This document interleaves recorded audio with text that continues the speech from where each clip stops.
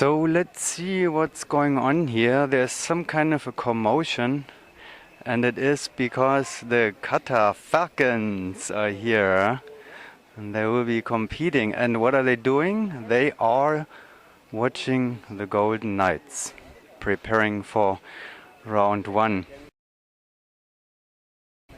Schmidty, you're spying. Yes, we're actually waiting for the creepers. Waiting for the creepers only, okay.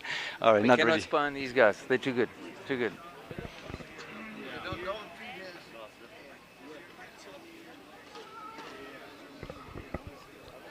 All right, so the Golden Knights are still engineering for round one.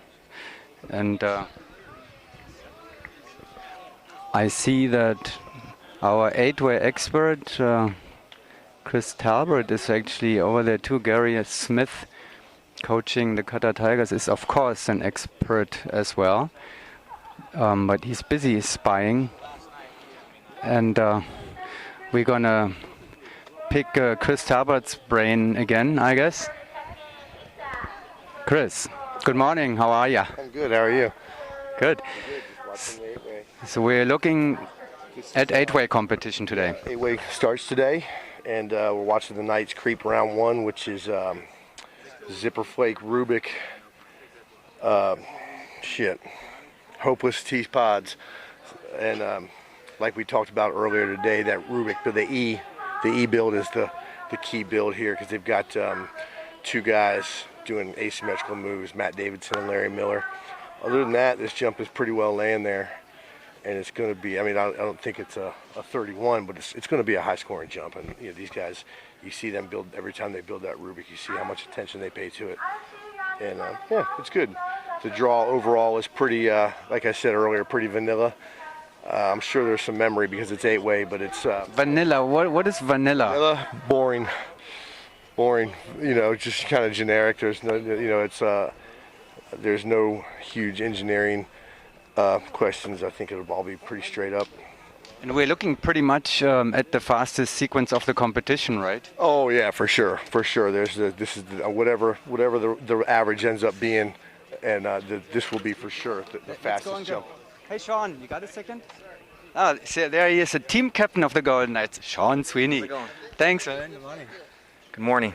I guess you got some questions about round one. Yeah, you guys, you're the experts. I'm just I'm holding the camera and stuff. So tell us a little bit about round one. What do you think? Chris said we had the first comment here already from Chris. Well, it's got two challenging randoms in there. Rubik, Hopelesses are never easy. So yeah, if we have a really good jump, I'm thinking 29-30. That's my predictions. And 30 could easily turn into a 31 and possibly a 32. If it's a perfect world, anything's possible, but being realistic, good jump for us. Just because, like I said, there's tricky randoms. 29-30 is probably something we would get. And the whole draw is a vanilla draw, you would say the same thing? I mean, he called it a vanilla draw.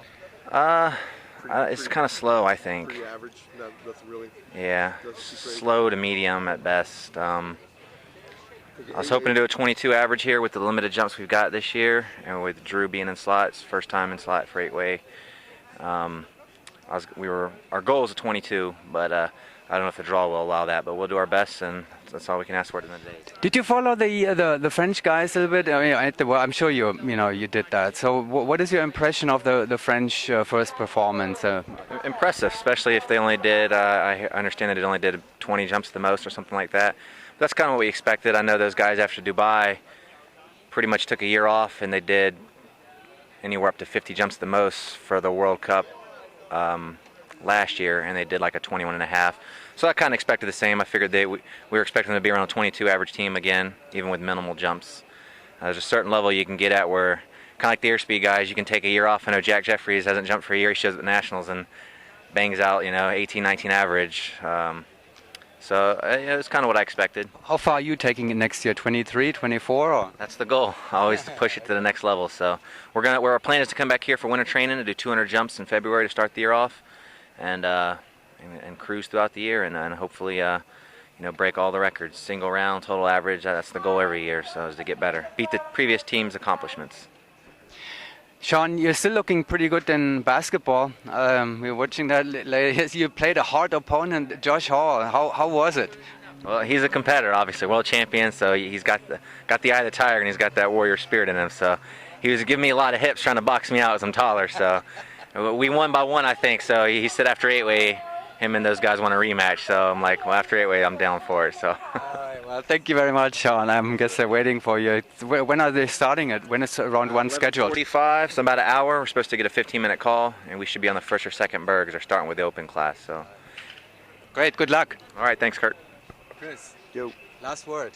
It's going to be a good meet. I mean, obviously there's nobody here that's going to challenge the Knights, so it's a challenge for themselves to reach that 22 average, and it's going to be tough with that draw.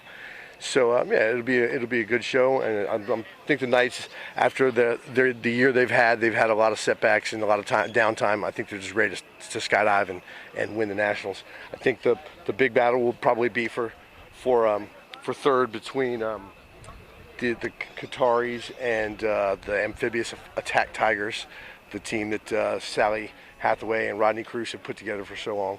So there'll be a good fight in that way. And of course, in the intermediate class, you never know what's going to happen. All those pickup teams. I guess now it will be the French turn to sit on the computers and watch the live streaming and follow the Golden Knights. I'm quite certain the French have already looked at the draw, and at least one person, I bet Damien Sorlin has already, I see you, Damien. I'm sure he's already sorted out the draw and got an idea of what the average for that team would be. We'll find out. Thanks a lot, Chris. Always. See you later. And let's take just another short look here at the Qatar Falcons.